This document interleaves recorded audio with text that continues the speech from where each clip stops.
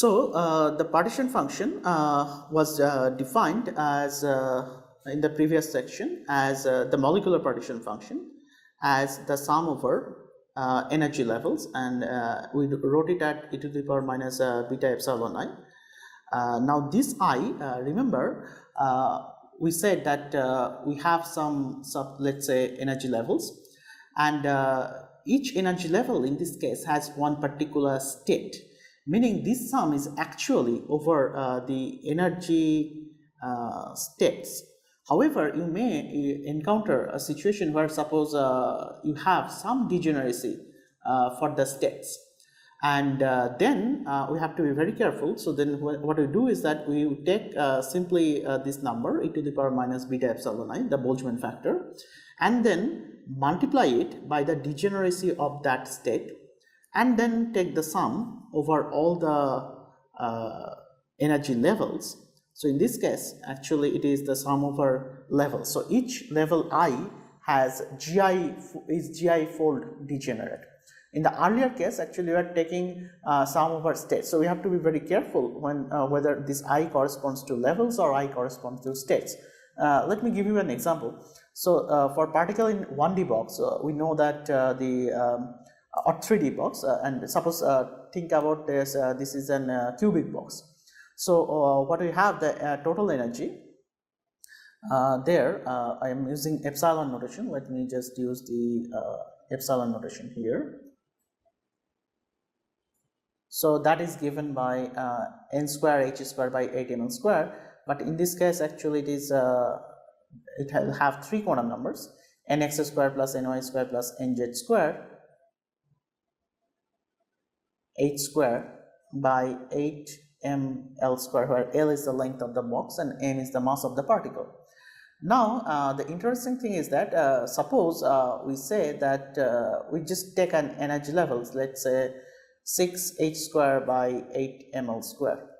Now this energy level is how many states are there at this energy level. We can see that there are three states. Why? Because I can choose nx to be equal to 1, ny to be equal to 1, and nz to be equal to 2. That will satisfy this energy level, because 1 square plus 1 square plus 2 square is 6. I could have chosen nx to be 2, ny to be 1, nz to be 1, or nx to be 1, ny to be 2, nz to be 1. So I see that there are basically three states: 1, 1, 2, 2, 1, 1, and 1, 2, 1. But all these three states corresponds to the same energy. So each energy level or this particular energy level is threefold degenerate. So in order to calculate that, the GI will be 3. So that way you have to be very careful that whether we are taking it the sum over states or sum over the levels. Also, one important thing for the Boltzmann factor is that if you remember the way we wrote it, the probability, like we wrote it as ni by n, and that is basically equal to the e to the power minus beta epsilon I divided by the q, where q is the molecular partition function. So we wrote it as ni divided by capital N, or the probability is nothing but e to the power minus beta epsilon I by q. That's another way of writing it. Now suppose I have two energy levels. I have many energy levels, and I'm just talking about the two particular energy levels, and if their number of particles in these energy levels are ni and nj, then we can also predict their ratios. Ni by nj will be nothing but, you can see here that I can actually directly use this formula for the probability, and you can easily see that this q actually gets cancelled out. So I'll have e to the power minus beta epsilon I divided by e to the power minus beta epsilon j, which together we could write it as e to the power minus beta epsilon I minus epsilon j. Now you see that the relative population, which is the ratio of the population, is dependent on the difference in the energy levels, and that's a very interesting thing, because you can actually now think in terms of the real energies. For example, if I have translational energy levels, And we know that the translational energy levels will, according to the particle in a box model, will go like this. It goes as 1 by n squared. So as we increase in energy, the gap between the energies decrease. Now what we say is that at room temperature, consider these things, you will find that beta is nothing but 1 over kBt. So I could write it as e to the power minus epsilon I minus epsilon j divided by kBt.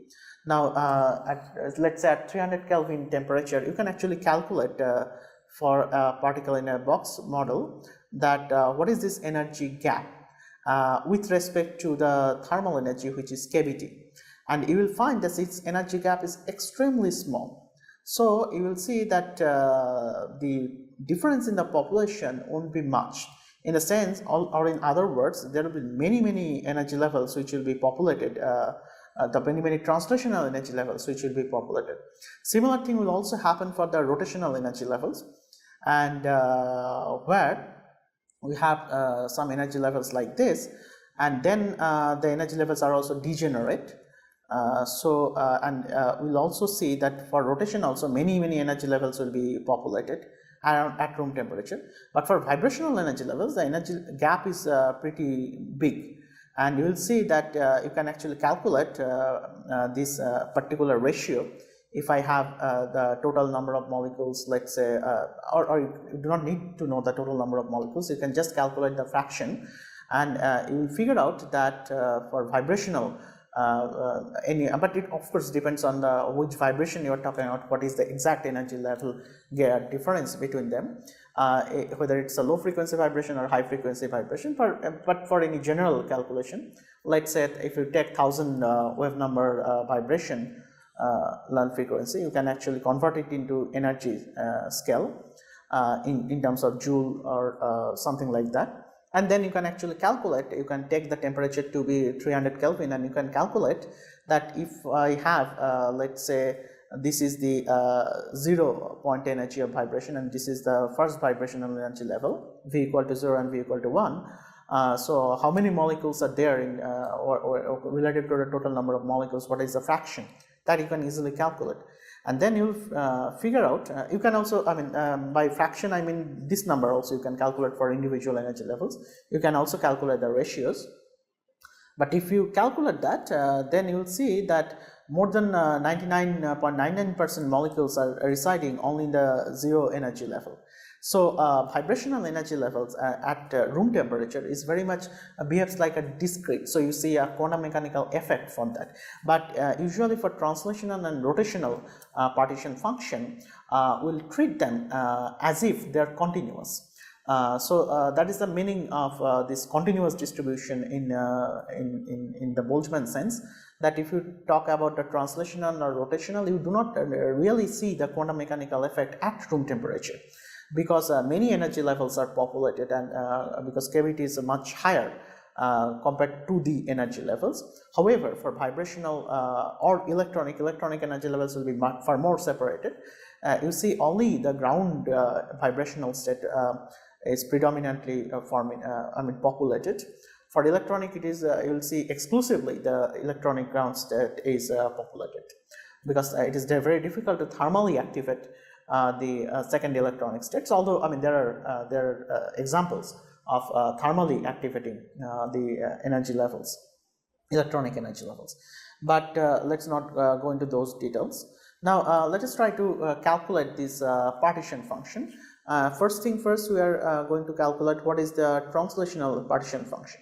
Now what is the translational energy levels? If I take let's say the energy level, particle in a box energy level for a 1D box, let's say particle in 1D box.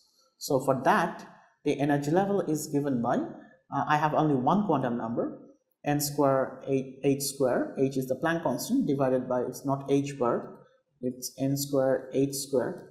We could write it in terms of h bar also, by 8ml square. And then I'm denoting the energy level with an suffix n. And for a, so then I can just use the sum over state formulation, because in this case actually there is no degeneracy. So I am taking sum over n. The index I is arbitrary because usually I am denoting it in terms of the quantum number, and it is nothing but e to the power minus beta epsilon n, and which is nothing but if I take the sum, it is nothing but e to the power minus, so it will be n square h square by 8 ml square, so it will be n square times a constant which is nothing but beta h square by 8 ml square, something like that. Now since as I said that compared with the beta or 1 over kBt, so at room temperature the energy levels are far more closed or closely packed, so then I can think that instead of the sum I can actually integrate this quantity, and then I'll have e to the power minus n square into some constant. Let me just write this constant as say a, and then I'm integrating it, and the variable is now n, and where actually the energy levels are going from 0 to infinity. So although it's a truly speaking it's a discrete energy level and it will take the values of 0, 1, 2, 3, but since at room temperature the many translational states are populated and the space between the levels are much less, so you can think that it is as if it is a continuous distribution. Now there is one interesting thing here, that if you remember that for particle in a box I'll have the energy levels like this, which is ever increasing, n equal to 1, 2, 3, 4, something like that. Now the question is whether this partition function we are measuring with respect to the ground state or not. So if we do with respect to the ground state, so for the ground state the energy level is n is equal to 1, so the energy level will be the energy will be 8 ml h square by 8 ml square. So all the energies with respect to the ground state, that if I had written it, then I should write it as n square minus 1 into h square by 8 ml squared, and then we basically write this thing as remember that n actually goes from 1 to infinity in our case, but it's a discrete sum again, but then we are writing n equal to 0 and the denominator, but if we do this transformation that we are measuring everything with respect to n equal to 1, then actually I could write the lower limit as n minus 1 and the lower limit will be 1 minus 1, which is 0, and then this thing, instead of the integration writing as this, I should have written it as e to the power minus n square minus 1 into a into dn, where n is going from 0 to infinity. Up to this level actually I have n equal to actually 1 to infinity, but then if we write it in this way, then the next stage we say that okay fine, e to the power minus n, since n is very large, so I can actually approximate it as n squared, and there is a here, something like this, but we are not actually following that notation. Rather we are saying that okay fine, the n is going from 1 to infinity, but I can actually add n from 0 to infinity to because it's adding nothing. If I just add n equal to 0 in the sum, it will of course add some number to the partition function, but if I start from 0, the energy level is not changing. I mean there is no energy at corresponding to 0.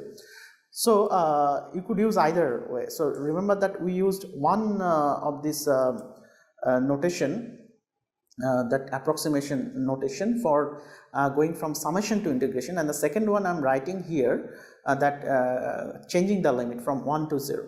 On the other convention, I think Atkins has used this convention that he was measuring energies with respect to the ground state. So in that case I write it as n square minus 1, and automatically the limit is from 0 to infinity, and but then you approximate it as n square minus 1 as n square. Now, how do you calculate, how do you evaluate this integral? So this is a very straightforward integral, but we can actually use the gamma function integral for this.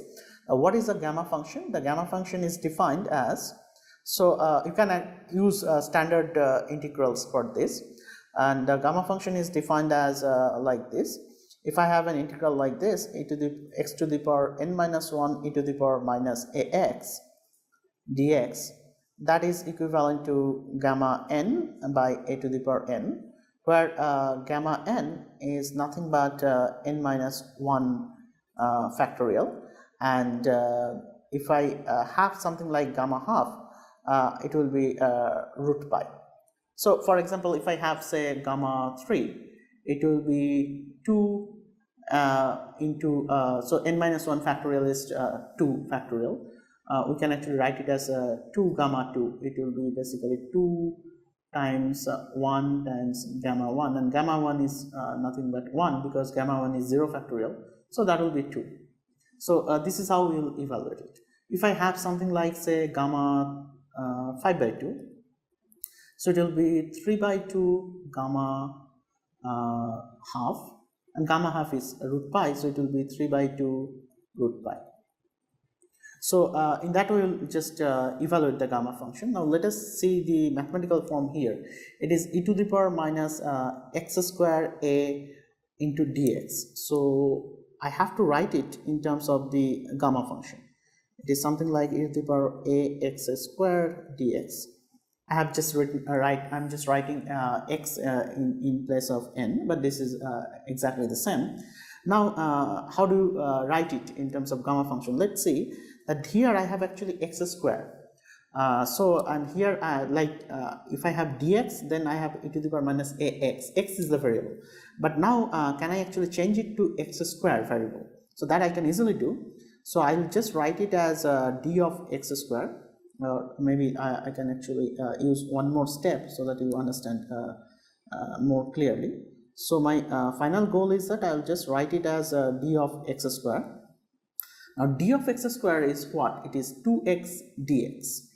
Now so if I write it like this, 2x dx, in the next line I will write it as d of x square, but this is an extra 2x dx, so I have to write it like 1 over 2x also I have to introduce. 1 over 2x e to the power minus ax square, that is the integral. So I have just introduced divided and multiplied the entire thing by 2x. Now let's see how I can actually write this 2x.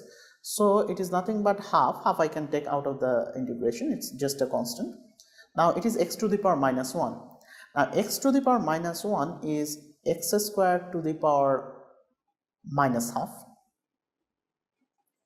and minus half I can write it as 1 minus half.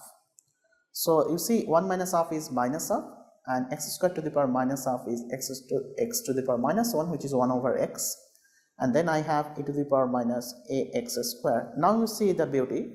Now it actually matches with the gamma function. I can actually switch now the variable, write x square as y, so it will be y to the power n minus 1 e to the power minus ay dy. That's a gamma function. So instead of the variable x, it is now x square, and what is n here? N is basically 1. Sorry, I made a mistake here. So it is n minus 1, so it will be half minus 1. That way I have to write it here. So since I had minus half, I have to write it as half minus 1.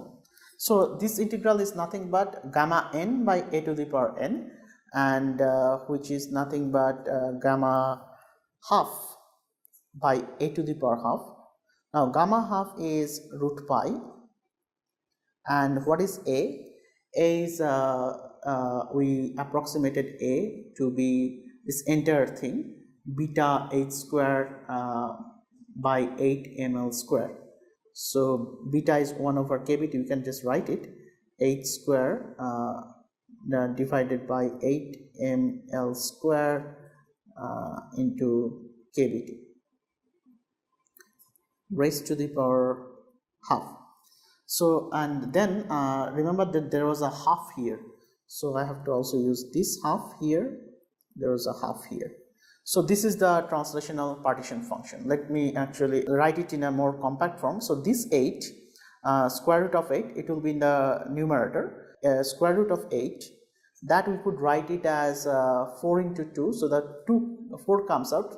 So that cancels with the 2 in the denominator. So this 2 gets cancelled with that square root of 4. So I'll be left with 2, and I have a pi, and then all these things m kbt divided by 8 square, entire thing to the power half, and into L. So this L square I'm taking out. So this is the formula for translational partition function. 2 pi m kbt into to the power half into L divided by h bar squared. Now if you have the particle in a 3D box, let me just write it. So Q translational for 1D we got it as like this, but remember that if I have a particle in a 3D box, the energy levels are basically additive, because the total energy level, instead of writing it as En, the summation will be, now I'll have 3 energy levels. I'll have Enx plus Eny plus Enz. And how the partition function will go for this. So then you can easily think that the partition function will be like summation over Nx, Ny and Nz. Now it is basically e to the power minus beta into energy. Now energy is additive, so it is basically Nx plus Ny plus Nz, and then actually this is a triple sum over Nx, Ny and Nz. Now you see that I can actually, since it's an exponential to the power something, which is addition of 3 terms, I could actually write it as the multiplication of the exponentials. So and then I'll have the triple sum e to the power minus beta epsilon nx times e to the power minus beta epsilon ny times e to the power minus beta epsilon nz, and there is a triple sum, so I can actually evaluate them separately. So it will be e to the power minus beta epsilon nx times the second term ny e to the power minus beta epsilon ny, and similarly I'll also have nz thing, e to the power minus beta epsilon nz.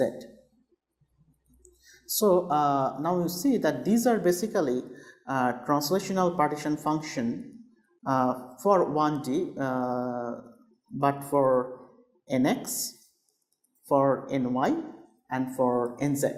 So we see that since the energies are additive, so the partition functions, since it goes as exponential to the power energy where the energies are additive, we'll get always the multiplication of the partition function. So this is the 3D partition function, and each of them will give you the same value, 2 pi m kbt divided by h squared raised to the power half into L, and then what we'll have here is something like 2 pi m kbt raised to divided by h squared to the power 3 by 2 into Lx, where Lx is the length along x. Similarly, this will be half. This factor will be 1 over 2, and similarly the same factor into Ly,